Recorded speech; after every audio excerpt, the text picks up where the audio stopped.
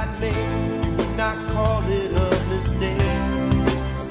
You'd see the songs I paint, listen to the gender dance. Are you afraid to take your chance? Or does blood make you faint? You know I meant to run that light. I never claimed I'd be polite. Don't want your sympathy or your bloody sacrifice.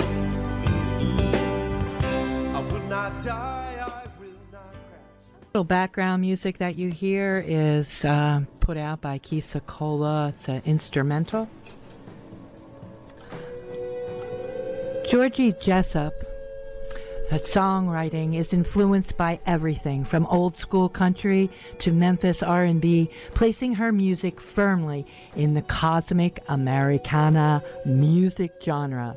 Her lyrics reflect her outspoken advocacy for animal rights, Native American issues, transgender rights, and environmental sanity. Georgie sings from the heart like a rare flower in a wilderness, says the blues diva Candy Kane. She speaks to us about the deepest issues that all of us should care about, but so many of us pretend don't affect us. Her CDs are American Holocaust, Woman in a Man's Suit, Working Class Hero, Philosopher Dogs, When Santa Was a Pagan, and My Work Here Ain't Yet Done, her newest release. Jessup, Maryland. Hi, Georgie. How you doing? Can you see me? Let's try that again.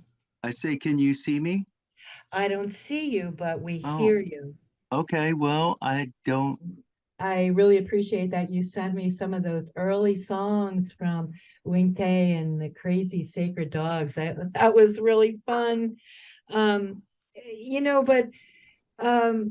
your music is such a variety. And I can't quite call it country, can't quite call it, it fits a lot of genres and it's really beautiful. So thank you so much for joining us. Since you played the older songs, I just want to make a quick correction, which probably no one will notice except me. But in Girl to Look Good, over the years, I changed the second verse. I've never had a chance to really re-record it again and put it out again one day, maybe. But the second verse goes, hundreds of women on the music screen. Not one of those women looks a thing like me. Not sweet, not pretty, not Hollywood. And it ain't easy for a girl to look good. So beautiful. I thought that was important. And in Human Race, I improved the second verse to be men who believe in talking snakes blame it all on woman. We're talking original sin. Eve said, don't bother me. I'm naked. I'm tending my garden. I'm digging right in. So right on. I think they're drastically improved updates on the song. So I just want to throw that in. Oh, that's beautiful, because words are important to me. Words are important, and certain phrases do jump out, and even that Girl to Look Good is when you say not a woman, not a man, it really, it's you are really expressing your heart. And it's so truthful, and I love that about your music. It's so truthful. Well, there's so much controversy about the trans issue these days, and especially people in the Native community have to understand that whole concept of transsexualism and transgenderism, I don't know if that's a way to say them, but that's all Western European jargon, and you really can't, I'm not telling you anything new, but you can't compare the two cultures. You really can't.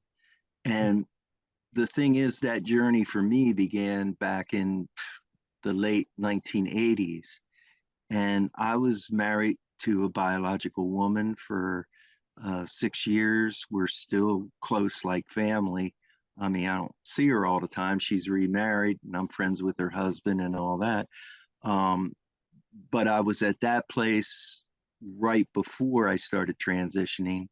And, my music was going up and not down. And we were fairly popular in the Baltimore, Washington, D.C., and Virginia area. And, for all these knuckleheads on the right to think that it's some kind of choice and it's some kind of game, for a perfectly, uh, I don't know, perfectly normal to the visible eye, male, to basically take second class citizenship, by becoming a woman, a legal woman. Um, it wasn't some simple choice on my behalf. And then on top of it, the way my voice sounds and the way that I, sing, especially on my more R&B stuff, which, was what I was doing on American Holocaust and, in my old band. It's like you can't really hide from that. People, what they call reading you, you can't really hide from it. So it was, and I didn't know how my family would, address it. And I thought that I'd be alone the rest of my life, which that basically was true. So it's not just some arbitrary choice. It's not something you do unless you have to do it. Now, on the other hand, I believe in my day, like there was no T in LGBT. There wasn't even a Q in those days. And Right. and Yeah. so and I came out and there was no transsexual, transgender support. So there wasn't a group of people that followed me around, said, "Yay, Georgie, go." I was on my own, and frankly, my whole band on Girl Look Good and Human Race was live, by the way. Just that's how good that band was. Mhm. And um, uh-oh, I gotta, let's see if I can get that off. I'm sorry, All right. I turned it off on this phone. Um, um, where was I? Human Race. Yeah, yeah. The band. I mean, it was that good. And I mean, we were getting really good reviews with the people that saw us. And what I was getting ready to say was my band, they were all straight guys that were playing with me. And the two women who sang backup with me were, married and had families and stuff like that. So it wasn't like I was surrounded by a supportive community. I just went out and did it. And fortunately, my songs were strong enough and the performances were strong enough that, for the crowd that came to those showcase clubs, it transitioned or you know what I mean? Nobody was bothered as much about Yeah. my gender. They were more interested in the songs and the performance that we were doing, which is the way it should be.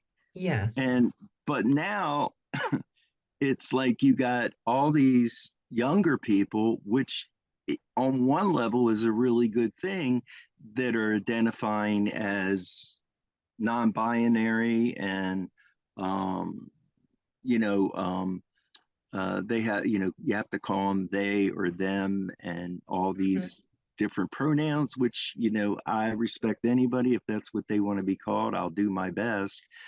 But that said, they can't get upset when some straight person, or, whatever you want to call them, you know, doesn't follow that or makes a mistake. Now, if they're being rude, that's one thing, but Mhm.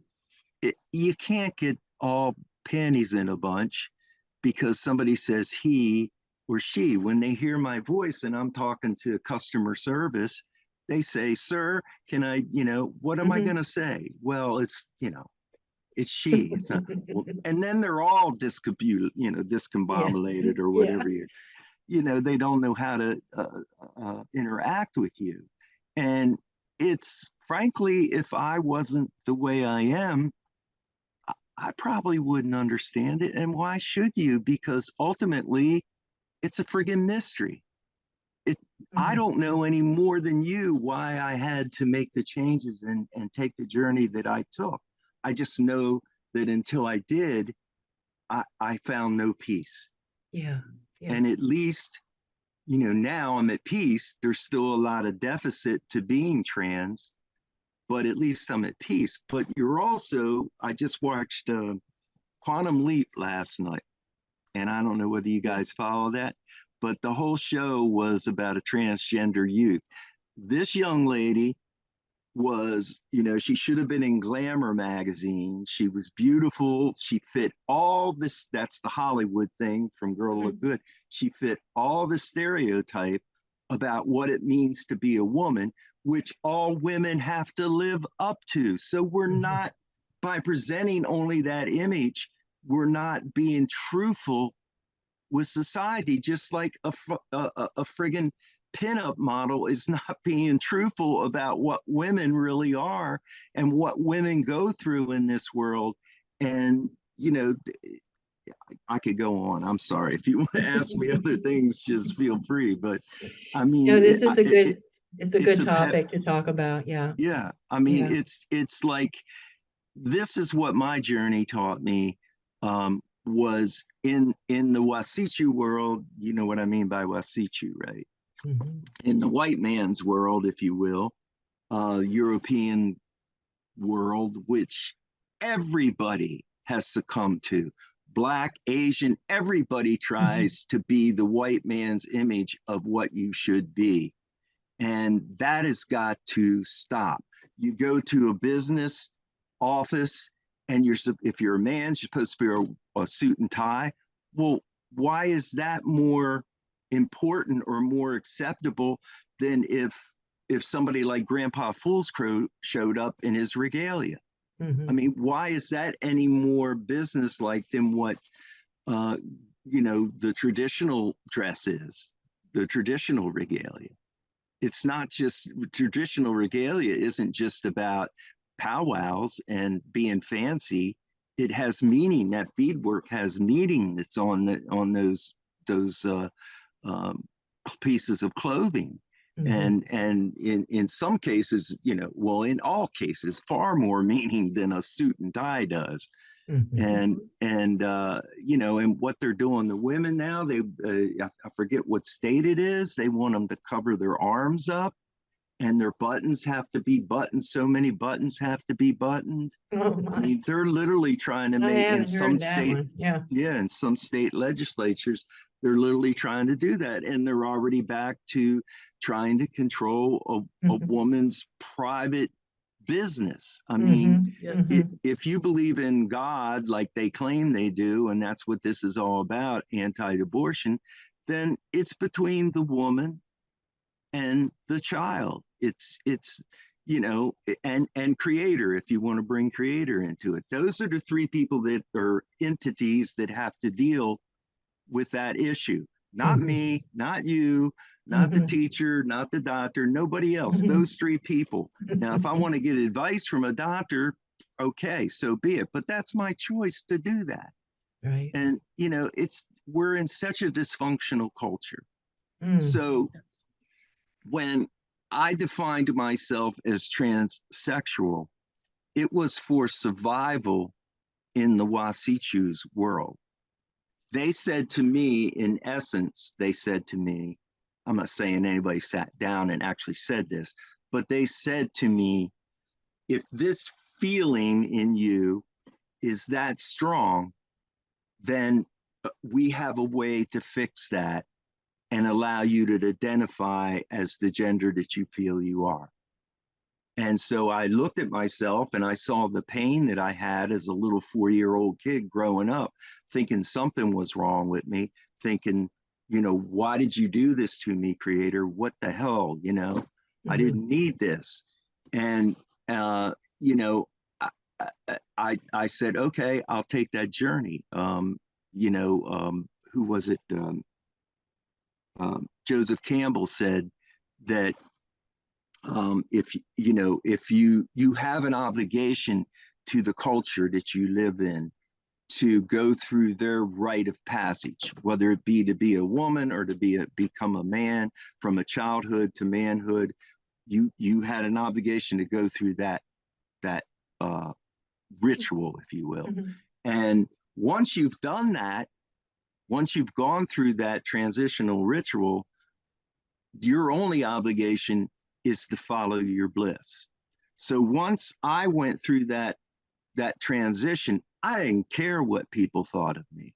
I didn't give, you could think whatever you want. If I'm in a legal situation, you better say ma'am, you know, you Mhm. better say she. And if you don't, I'm going to call you out on it because you made the rules. I didn't. Now all of a sudden they're saying, oh no, we didn't do that. Now we want to identify you. Now we want to force you to stop using the Mhm. women's room. I Mhm. mean, nobody talks about how a man's going to feel if I walk into the men's room, in a dress or however I want to walk in there. But nobody's saying, well, how's it going to affect the boys in the locker room or the Mhm. men in the restroom? Well, Mhm. two ways. They're going to get angry. They're going to try to beat me up or kill me, or they're just going to be, all upset and make a Mhm. big deal about it. So there's no difference between men and women. There's practical things like, if you're a male and you transition like I did in my 30s, um, you have a certain muscle mass. So, like, if there's a girls' football team, it wouldn't be fair for me to play on a girls' football team. It's just Mhm. that simple. It's logical. Mhm. How could that be fair? Mhm. But you know what? I also feel if there's a woman and there's plenty of big women as big as me, and plenty of women who could probably beat the crap out of me, if they want to play football in the National Football League, let them do it. You know, let them find out whether they can do it or not. And if they can't, they can't. But this stuff has got to stop. So when I'm talking to somebody like a right wing, the only word I have is Trump publican. But when I'm talking to somebody like that who's really ultra conservative, right wing, bigoted, the only thing I can really say to them is what I've just said to you. I don't know why I am the way I am. I have no idea. So the only thing I know is that it's a mystery to me, and it's as much a mystery to you as it is to me. So let me live my journey Mhm.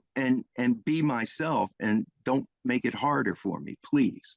Mhm. And the worst redneck I've ever talked to one-on-one, they get it because Mhm. now you've put them in your place.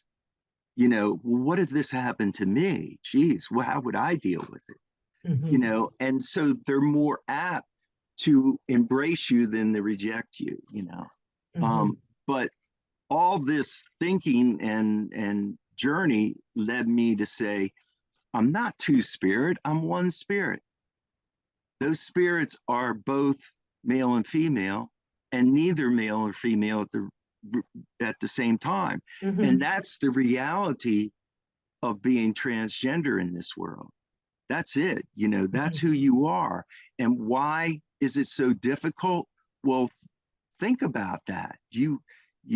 Somebody once explained to me human beings as a lightning bolt. And at the bottom of the lightning bolt, there's a fork. And one side is male and one side is female. Now, if you're a cis woman, the spiritual side is male and the physical side is female. And the way you become a balanced human being is to balance those two energies, and bring them together, whatever that may be. And for the trans people, well, for people like me, I'll just say I won't speak for anybody except myself. But Mhm. for people like me, the way it was explained is off of each of those forks, there's a fork. And off of those forks, there's forks. And it goes on to affinity. And that's why to some people, we appear to be crazy. We have a hard time being focused, in our conversations and our thought patterns. It's why you see some trans people who become extremely good with computers or something because they focus all that energy into that place. You know, it's maybe why I'm a good songwriter, you know. But for the most part, our minds are so scattered, and we, you know, that's just the way it is. And to tell a little kid, you know, you're just making this up, you think you're crazy, you know, it's like so ridiculous. But again, on the other hand, you know, we have to embrace the mystery and not reject it, which is what I did. I don't know. And if you read the Bible, that's basically what Jesus says, you know, leave it up to God, you know. You know, it's not your job to figure it out. Leave it up to God. And the only thing we really know about God is that it's a mystery. That's the only thing we really know. And so if that's the only thing we really know, you know, and it's a mystery, and I'm a mystery, then that means I'm from God because I'm a mystery. You know? Absolutely. And so I call myself a mystery bead. I don't call myself Two Spirit or any of those PC terms that the LGBT community has embraced. You know, it's the reality of who we are, and you have to own who you are. And being a transsexual and a post-op transsexual, that's a real commitment to simply be an effeminate male and one day appear as a male and the next day to appear as a woman. That's, you know, you're not committing to anything. You're not focusing in on anything. You're not showing people the sincerity of who you are. Like, I understand I express my male side still, you know, so you're not limited on that behalf. And I express my female side when I want to. But to me, they're just a blend of both, you know, and that's being real with people. But, you know, well, you know, today I'm they, you know, it's just not a commitment. But anyway, I'm sorry I took up a lot of time with that. No, that was beautiful. Thank you. Thank you for, you know, for speaking your truth. And also, I think that it's really important these days because we get these news reports. We got governors who are trying to control, and boy, it's really hard to listen to. But I think it's important to know the struggles that are going on. I did want to ask you, you know, you brought up the young people, and I find in every arena I think it's because, you know, I'm getting older too. And we went through a lot in the 70s and 80s, and we're seeing some of the repetition, but I'm witnessing a lot of the anger and a lot of misunderstanding that happens when people try to voice who they are or try to clarify and bring it forward. And you do so well in the lyrics of your songs, reminding us like we need love, you know, not the hate. And, you know, so many of your songs really are a celebration of love. And do you find, like, are there certain topics that the youth are kind of in support with you, or, you know, how are you reining in some of that wild energy of the youth as we sit in our you know, older years here? And I'm just curious because I think you get out a little bit more than I do in Probably performing not, music. but if I were better at marketing, I guess I maybe could reach the, you know, younger people or just anybody, you know. But I honestly, I mean, you know, I don't perform that much. I do get out and, you know, when I get a gig, I do it, and I'll do gigs every day if I get them. But, you know, getting music business is an illusion too, because there are hundreds, thousands of people that are good songwriters, and you'll never hear a word about them. You know, that's why I always encourage people to seek out unknown people. Give them your money. You know, I love Neil Young, but he's already got enough money, you know, Yes. and he doesn't need my money. But Jane Doe, who just put out her record that I happen to like, you know, why not give her the money? Why not support her? And that's why I created Edith May's Paradise, which is is my listening room, which I'm sitting down in the office of it right now. And it's you know it's underground because I can't really advertise it because I'm not commercial space. But I created it as a way for original singer-songwriters to reach more people in an environment that, like, you just can't sit at Edith May's Paradise and chat with the person next to you while somebody's performing. There's plenty of room upstairs to go do that or go outside, but you can't do it here. So it's a really respectful place for artists. I mean, in the past, we've had spoken word people and you know, other forms of entertainment, but by and large, it's Americana groups, you know, bluegrass to blues to, you know, folk rock, folk, straight up folk. So I'm hoping that it keeps catching on. I mean, we're getting a following, but again, it's just word of mouth. Now we send out a newsletter, and you know, on Facebook, I post the shows and, you know, advertise who's going to be here. And I purposely, I don't play here, you know, hardly at all. I'm going to do a show next year, which I'll plug right now, if anybody can remember.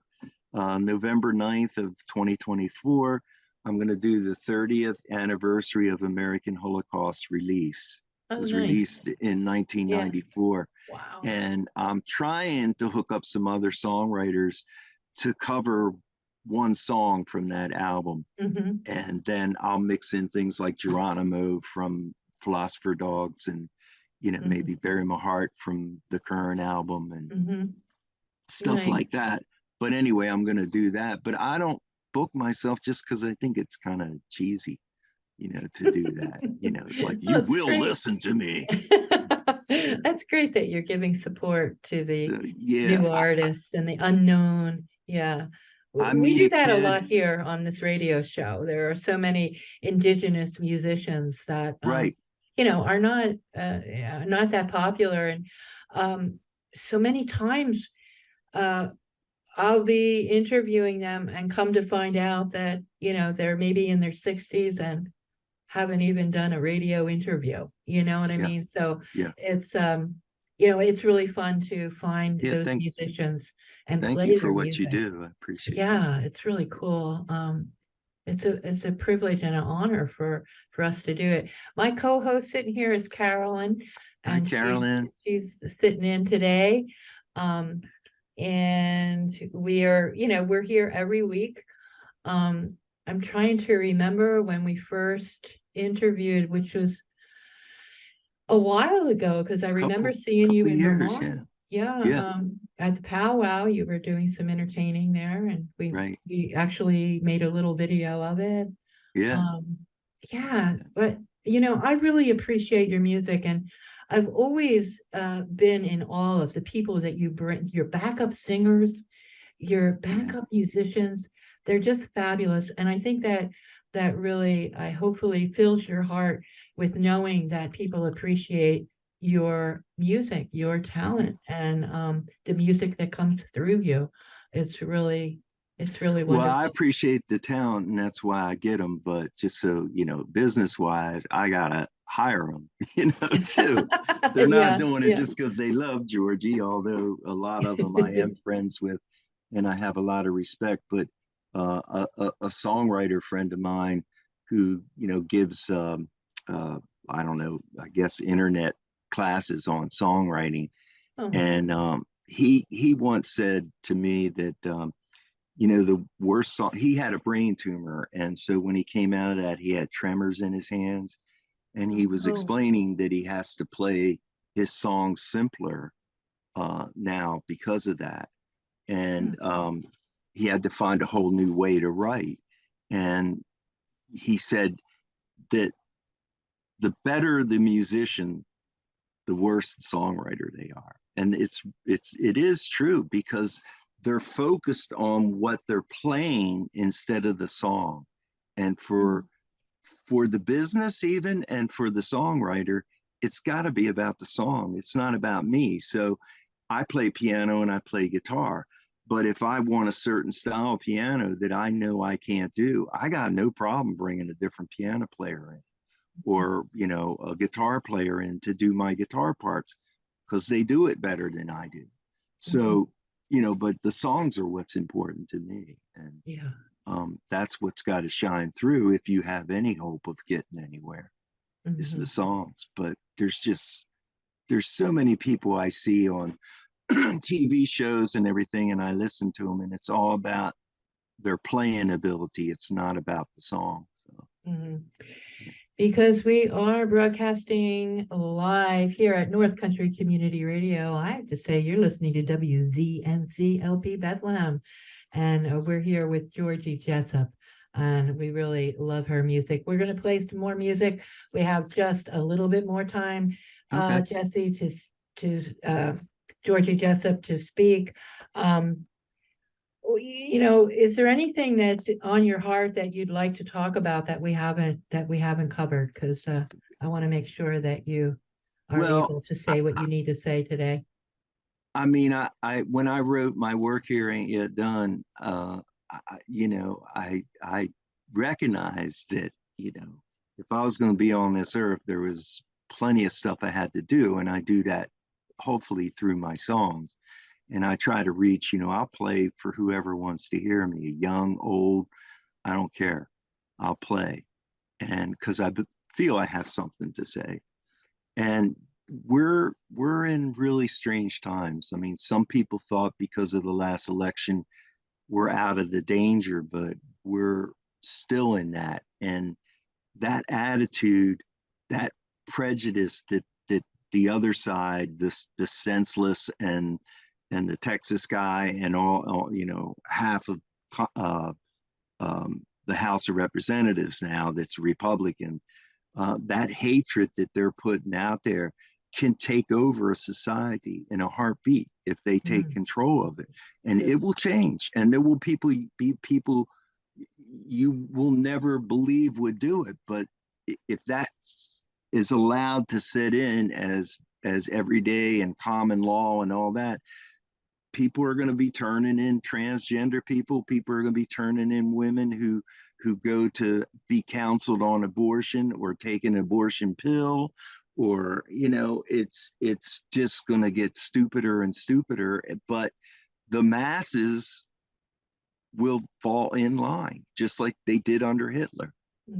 All those Germans were not terrible people, but they became terrible people when they just ignored what Hitler was doing and didn't rise up against him. And, I mean, I don't see Trump ever being in a jumpsuit. I don't see that ever happening. And that's sad, because that's what needs to happen. So that's what's on my heart. All right. Well, I want to keep supporting the music. I really believe that the music can touch people's hearts and hopefully stir them to action and stand against some of this stuff that's going down right now. So that's what we can try to encourage and try to, bring people forward in that way. It is tough. These are really tough times. But well, look at who won the Grammys this year, and that says a million things about. I mean, Harry Styles. I mean, I'm sorry, I mean, he isn't gonna. The only thing he's gonna do is make people dance, and that's about it. Yeah. And it's sad that we don't have more John Lennons and frankly Neil Youngs in the world, but we don't. We got me, We and got there's Georgie Jessup right here. You know, thank you so much for being with us today and sharing some of your thoughts. And come back again soon. you Um, just let me know when. I'm okay. always willing to talk. All right. I'm That's always great. willing to talk with you guys. And Yeah. if you have to be aggressive with me and ask me whatever it is you have on your mind too, because Yeah. Yeah. I do want it to be a conversation. Yeah. And Well, yeah. I We're appreciate all the support you give me. And anytime you want me back, you just contact me and say, okay, Georgie, you want to do this again? And George will okay. be like, yeah, let's do it. Yeah. Well, there may be others who want to join in on this conversation. Okay. I'm I'm I'm sure you'll get a trying. lot of mail. Yeah, I'm trying to stir things up so that we can continue, the conversation. And, Right. for me, community radio means bringing in people. And the more people that share, I've got like 4 mics here in the air studio. I like to have them filled up, and Hmm. to me, that's my goal as a volunteer community radio broadcaster, but also to bring forward the indigenous voices that we Yeah. It's are not important. part of the conversation so many times. So here we are, and we're going to close out. So final words, Georgie. www.georgiejessup.com. Yes. You can find you'll find more stuff than you want to know about me. I've had so much fun. I love the shadow boxes. I didn't Oh, thank realize that you. you had so many Yeah. photographs of your shadow boxes. I just recently had a friend of mine who's a really good photographer take pictures of them. So Ah, we're actually going to have a page up on the website that features the shadow boxes. And I do them, fantastic. but I mean, it can take me up to a year to do one. Oh yeah, I can imagine. Yeah, just collecting all the little things. Mostly I've done them for friends and, Yeah, family and stuff like that, but I love doing them. Yeah. yeah. All right. Well, we'll say goodbye for now, so we Okay. don't get cut off. But we'll have you back again soon. Okay. Sounds good. We love Thanks, Deb. you, and we'll be playing your music here. Okay.